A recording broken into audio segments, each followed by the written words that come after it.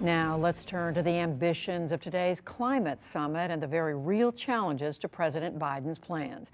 Michael Mann is a climate scientist and professor of atmospheric sciences at Penn State University. He's the author of The New Climate War: The Fight to Take Back Our Planet. Our continuing coverage of these issues this week is part of the international journalism collaborative called Covering Climate Now. Michael Mann, welcome to the NewsHour. Let me just start by asking, how ambitious is President Biden's plan that he's laid out compared to what any country's done before now? Yeah, thanks, Judy. It's good to be with you. And it is a bold plan. Make no mistake about it. I think that Joe Biden is, surprising some of the skeptics who didn't think that he would lead on the issue of climate change, who were skeptical that he would show the sort of bold leadership that's necessary. But here we have the United States really laying down the gauntlet for other countries, a commitment to lower carbon emissions by a factor of 2 within the next 10 years. That is doable, and it is essential if we are to avert catastrophic warming of the planet, more than 3-degree Fahrenheit warming of the planet, where we will start to see some of the worst impacts of climate change. That's what we've got to do globally. And here the United States is setting an example for other countries to follow. Well, let me read for you what the New York Times is reporting would be required by the end of the decade in order to meet the president's goal of cutting emissions in half.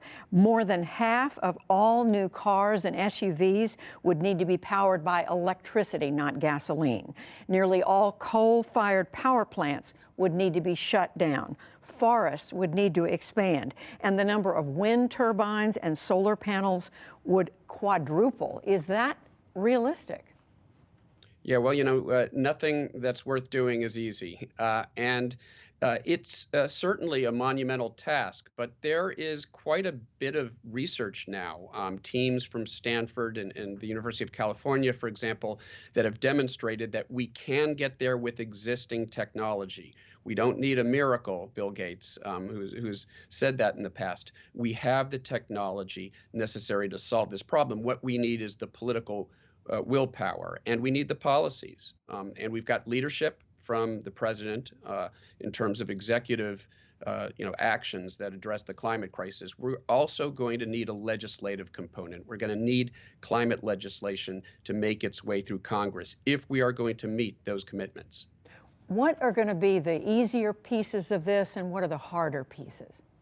So there's a lot of low hanging fruit, as it were. There are lots of things that we can do, for example, that save us money and they decrease our carbon emissions. They're win-win. Clean energy jobs, creating a resilient, smart grid that can be powered with renewable energy. These are all things that will improve our infrastructure, that will provide jobs. But again, it's not going to be easy.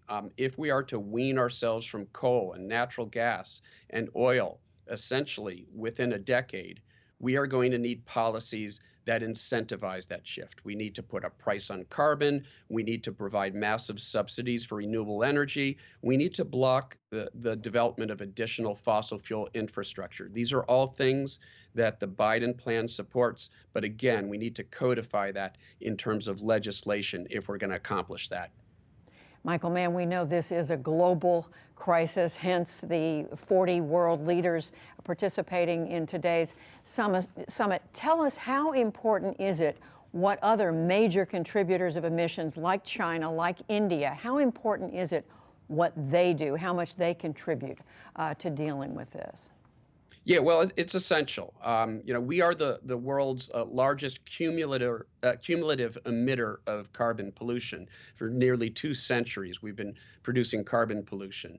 Right now, China is the largest current emitter of carbon pollution. And so clearly we need the world's 2 largest emitters, the United States and China, to come together to, in fact, create an atmosphere that leads other countries to make meaningful commitments. That's what happened under the Obama administration. We had a bilateral agreement between the U.S. and China that really had teeth in it, and it laid the groundwork for a very successful Paris treaty. Now, what happened subsequently, obviously, Donald Trump came in, he pulled out of the Paris Agreement. That took the pressure off of China.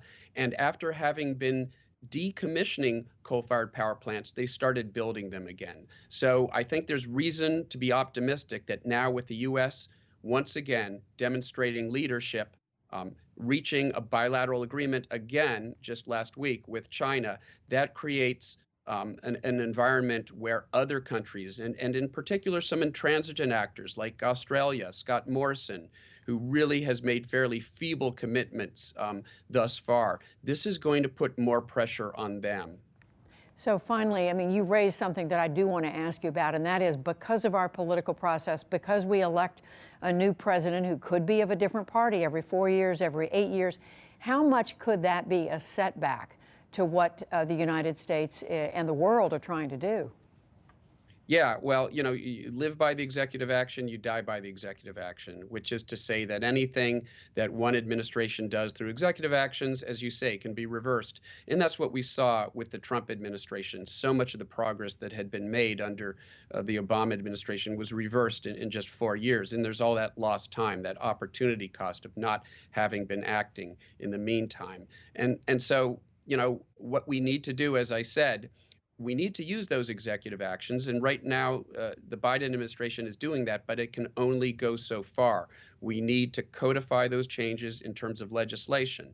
And with a divided Congress, with a divided Senate, with a tie-breaking vote by the Democratic vice president, and some Democrats who might not sign on to expansive climate legislation, clearly Joe Biden is going to need all of the diplomatic and tools at his disposal, and Democrats in Congress may have to use some of the parliamentary tools that they have at their disposal if we're to get climate legislation that will complement the executive actions that are being taken, and that's what we need. Ambitious, but clearly also complicated. Michael Mann with Penn State University, thank you very much. We appreciate it. Thank you, Judy.